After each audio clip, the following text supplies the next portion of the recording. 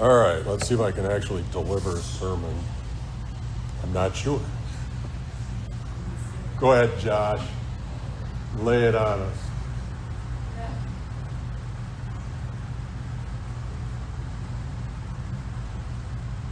All right, look at that.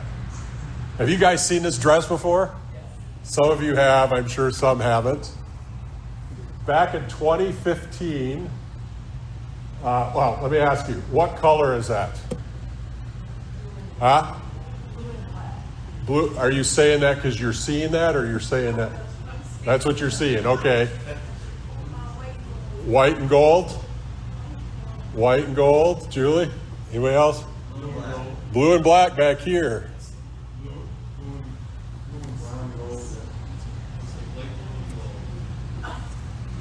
It looks like what? That's kind of how I see it. Yeah. Yeah.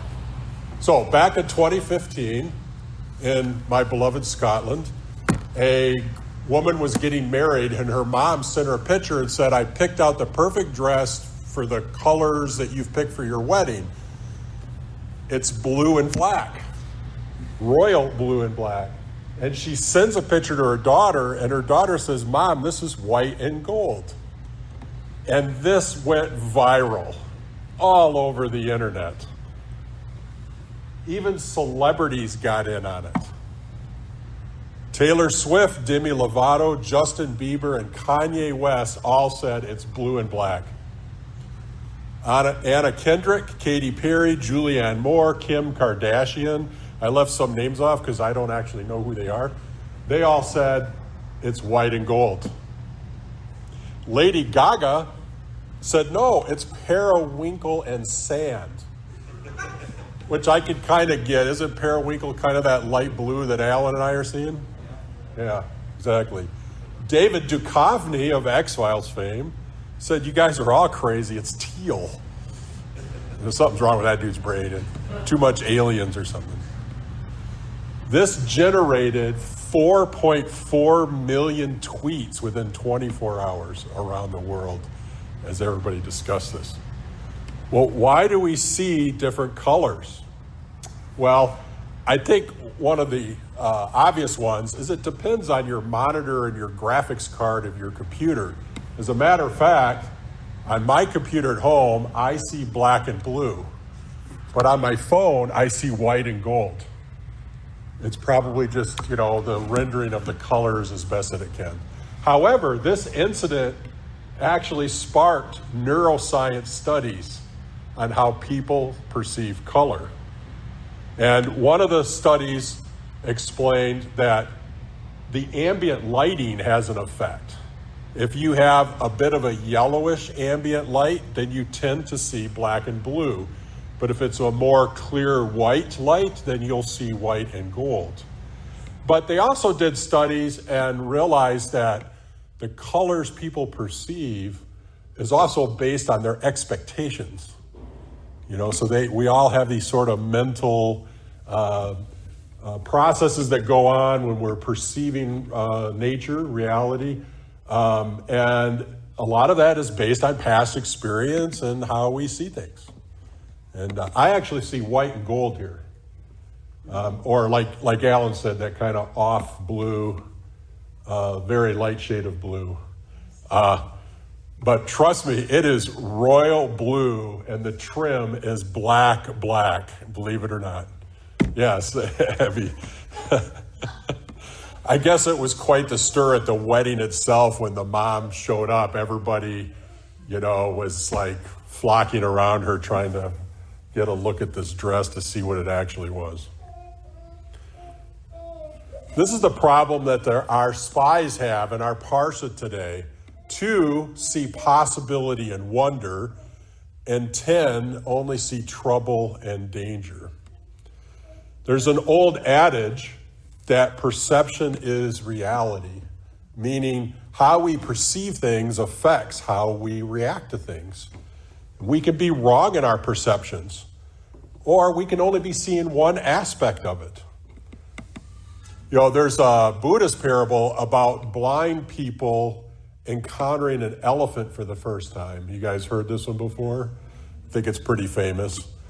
The one guy grabs onto the trunk and he goes, oh, an elephant's like a snake. Another guy grabs onto the tail and he goes, no, an elephant's like a rope. Another guy grabs onto the side and he goes, no, an elephant's like a wall. And finally, one guy grabs his ear and he goes, elephants are like fans. They're all perceiving things through what they're encountering things with. Perception is based on conditioned responses, past experiences, current emotional state, and beliefs and customs. This fact means that we have to be careful how we perceive things. In cognitive behavior therapy, they talk about cognitive distortions, and I'm just going to give you a few because it's rather a long list, but we can fall into the trap of all or nothing thinking. If I'm not a complete success, then I'm an utter failure. We could fall into that trap. We could fall into overgeneralization. I failed my math test. I'll never be good at math, right? I'm sure we've all caught ourselves thinking things like this about various things. We have mental filters where we can focus on the negative. I made one minor mistake in my presentation. Now everyone thinks I'm incompetent. Mind reading, assuming what others are thinking, and that usually we're assuming that they're thinking negatively about us. She did not say hi to me in the hallway at work. She must hate me, this kind of a thing. But this not only affects our mental health when we fall into these traps, but it also affects how we behave and treat others. If we misread a situation or fail to see the complexity that's in the situation, we can react inappropriately. In the story of Lot's wife, the story of Lot and his wife, she's actually not named, but the Midrash names her. The Midrash sometimes calls her Edith, or Irit with an R. Sometimes she gets one or the other. Edith comes from the word aid, which means witness. And Irit comes from the word air, which means to be awake. We witness things. We perceive things, situations, people, what have you. But we must also train our eyes to be awake to what the reality is in the situation, recognizing that our perceptions can sometimes be off. In our readings today, the two spies see very clearly that this is a wonderful land where God wants us to go, and the 10 perceive differently. Rachav clearly discerned that God was favoring Israel and protected the two spies in Jericho. And Yeshua saw a repentant tax collector while the crowds only saw his past sins. The Rambam, in his Guide to the Perplexed, says, the true reality of things, the perception of which cannot be attained except after training. The Ramchal, who was a Musar writer, Rabbi Moshe Chaim Luzzatto, he wrote the book Path of the Just, which is a very central Musar text. He says the foundation of piety and the root of perfection in the service of God lies in a person's becoming aware of his own biases and avoiding them. In the Talmud, it says, any judge who judges a true judgment truthfully, even for 1 hour, it is as if he has become a partner with the Holy One, blessed be he, in the work of creation. Messiah Yeshua said that I speak in parables because many people are seeing, but they don't really see. They're hearing, but they don't understand. And in the book of Yochanan, he says to his Talmidim, do not judge by appearances, but judge with a right judgment. Our Parsha ends with commandments around the tzitzit. Now, the tzitzit, as we all know, are these complicated pattern of windings and knots and kinds of things like this.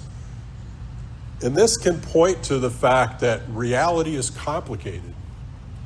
And sometimes we're only perceiving one part of the elephant that's there. And this is what we all tend to do, is we tend to oversimplify everything. May we not fall into the trap of the 10 spies, only seeing danger and fear in a marvelous land. May we not be fooled by our own cognitive biases.